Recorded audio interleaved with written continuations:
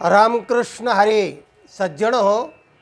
आपल्या शास्त्रामध्ये कर्म, उपासना आणि ज्ञान असं त्रिकांड वै वेदाः, वेदामध्ये 3 कांड सांगितलेले आहेत आणि त्या वेदातले सर्व पुढं आलेलं आहे पार संत वाङ्मयापर्यंत. तर या सगळ्या रचनेमध्ये कर्म त्याग जो आहे किंवा कर्मसन्यास जो आहे तो पण खूप बहारीने सांगितलेला आहे. मग संन्यासाचे सुद्धा 7, 8, 10 प्रकार सांगितलेले आहेत. तर ते सगळे प्रकार तत्वतः ज्ञानामध्ये बसतात का आणि बसतात तर कुठपर्यंत बसतात असा हा विषय आहे. तेव्हा कर्मत्याग होतो का आणि झाला तर तो कुठपर्यंत होतो त्याचा आपला आजचा हा विषय आहे. आणि म्हणून कर्मत्याग भगवान म्हणतात होत नाही. जो वरी संग प्रकृतीचा, प्रकृती म्हणजे शरीर, 8 प्रकृती, पंचमहाभूत आणि 3 गुण, हे जे मायावी शरीर जोपर्यंत आहे आणि आतला जो लिंगदेह आहे, मन, बुद्धी, चित्त आणि अहंकार, हे सगळे मिळून 8 आहेत. आणि त्याच्यातून जे कर्म चालू असतात, कर्म म्हणजे करणे, जाणे, उठणे, बसणे, झोपणे, पळणे, म्हणजे जे कर्म सांगितलं जातं त्याला जसं म्हणतात की राम गावाला गेला, गेला हे कर्म आहे. तेव्हा गेला, जाणे, बणे हे कर्म दाखवतं. आज मी झोपलो, झोपणे कर्म आहे. झोप घेणं हे सुद्धा कर्म आहे. बसणे, आज बसून राहिलो, बसणे हे सुद्धा कर्म आहे. तर ते क्रियापद कर्म दाखवित असतं आणि सतत याची क्रिया चालू असते. आणि म्हणून कोणी असं म्हणेल ना की मी देहादिक कर्म टाकले किंवा अन्य कर्म टाकले, तर तो दांभिक आहे असं समजायला हरकत नाही. प्रत्यक्ष भगवान सांगतात, माऊली त्यावर ओवीमध्ये सांगतात, जो वरी संग प्रकृतीचा तो वरी त्याग न घडे कर्माचा, करू म्हणती तयांचा आग्रहाची उरे. जो कोणी म्हणेल मी कर्म टाकले, हे टाकलं, घरदार टाकलं, बायको टाकली, तर तसं काय होत नाही. तर त्याचा फक्त आग्रह उरतो आणि कर्म मात्र चालू असतात. घरदार सोडलं, मठ बांधला, घर बांधिले डोंगरी, मन हिंडे दारोदारी, तेव्हा हे सगळं चालू असतं. मग तर सर्व सांडोनी वना गेला, वनिता वनी चिंतू लागला. तर कर्म हे मानसिक असो का शारीरिक असो, त्याचा निश्शेषतः त्याग होत नाही. असा हा कर्मसिद्धांत आहे, प्रकृतीचा सिद्धांत आहे की ज्याला आपण निसर्ग दत्तक्रिया म्हणतो, असा हा सिद्धांत आहे. आणि मग हे जे असतं ना, तर याच्यामध्ये फक्त आपल्याला एवढंच करता येतं आणि त्याला म्हणतात निष्काम कर्मयोग. कर्म करीतच राहायचं, कर्म टाकू शकत नाही तुम्ही, पण ते निष्काम भावनेने किंवा पद्मपत्र मिवांभसा असं भगवद्गीता सांगते.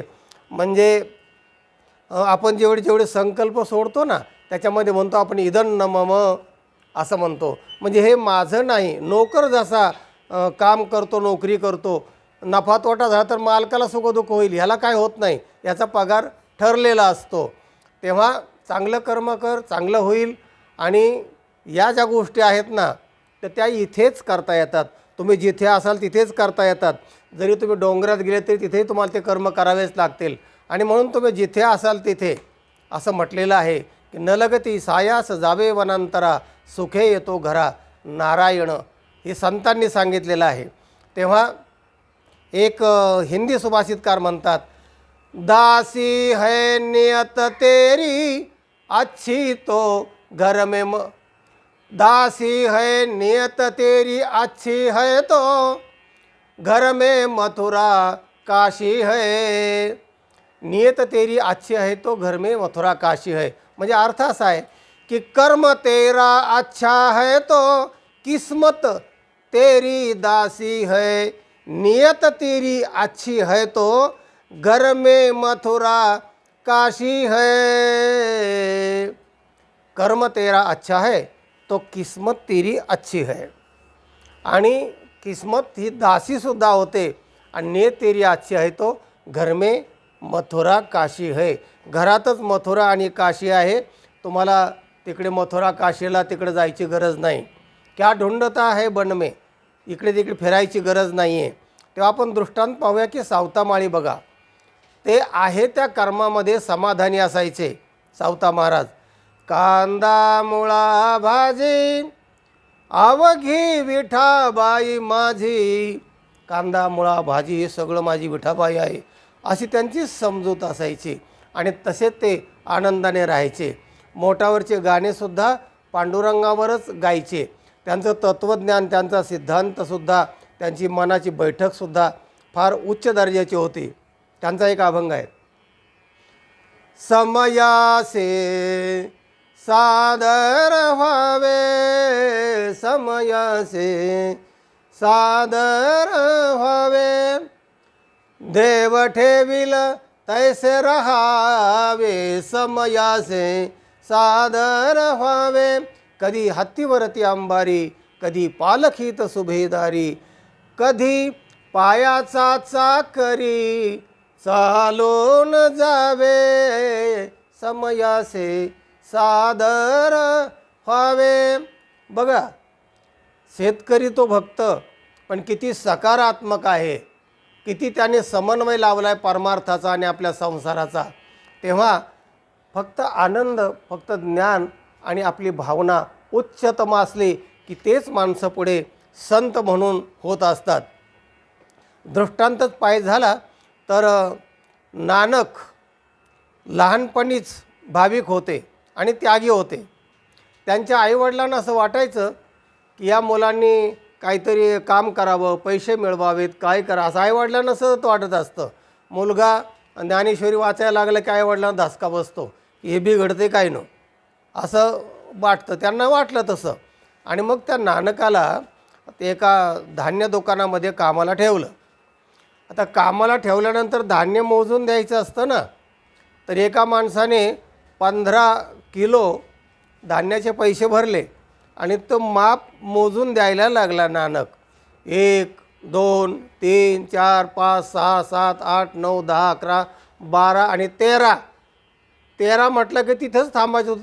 13 म्हणत राहिला आणि 14-15 मापं झाले तरी तो 13च करत राहिला. तो मालक जवळ होता. मालकाने पाहिलं, अरे हा 13 काय करतो आहे.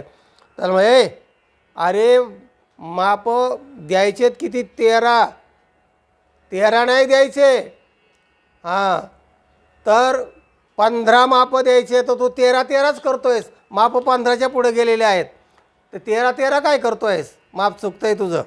तो म्हणला माझं माप नाही चुकत, 13 हा जो शब्द आहे ना, तर तो 13 म्हटलं की मला भगवंताचं ध्यान होतं. म्हणाले की हे जे काय 13 आहे ना, मालक मला पार आणि 15 गेला तर 13 करतो आहेस. 13ची आठवण येते म्हणाले. म्हणजे 13ची आठवण म्हणजे काय की भगवंताचं सबकुछ 13 आहे. भगवंताचं सगळं 13 सगळं आहे, मेरा कुछ भी नहीं है. तेच नानक पुढे शिखांचे गुरु झाले. तेव्हा इदन्न मम अशा वृत्तीने राहणं आणि भगवंताचं हे आहे. म्हणजे आपण म्हणतो ना, कृष्णार्पणमस्तो, म्हणजे हे अर्पण करायचं आणि मग त्याचं सेवन आपण करायचं. प्रसाद आपण दाखवतो आणि मग देवाचा आपण तो प्रसाद म्हणून खात असतो. अशा वृत्तीने जर आपण व्यवहारात राहिलो तर आपलं जीवन आनंदमय, मंगलमय झाल्याशिवाय राहणार नाही. तेव्हा सांगायचा मुद्दा असा की निष्काम कर्मयोग माणसाला आनंदी ठेवू शकतो. सकाम कर्मयोग दुःखाला कारण असतो. निष्काम कर्मयोग मनुष्य कर्म करतानासुद्धा राहू शकतो. कामामध्ये काम, काही म्हणा राम राम, जाईल भवश्रम, सुख होईल दुःखाचे, तुकाराम महाराज म्हणतात. काम करतानाच हे करा, तुमचं जीवन आनंदमय मंगलमय झाल्याशिवाय राहणार नाही, असा या व्हिडिओचा तात्पर्य अर्थ आहे. विषय आहे निष्काम कर्मयोग. हा सर्व कर्मयोगामध्ये श्रेष्ठ योग आहे. योग कर्मसु कौशलम, कर्मातलं हे खरं कौशल्य आहे आणि त्यानेच माणसाची मुक्ती होऊ शकते. आपलं जीवन आनंदमय मंगलमय होऊ शकतं. सज्जनो, हा व्हिडिओ इतरांना पाठवा, लाईक करा. ज्यांनी चॅनलला सबस्क्राईब केलं नाही त्यांनी जरूर सबस्क्राईब करा. ऐकत राहा, ज्ञान वाटीत राहा, आनंदी राहा. रामकृष्ण हरी.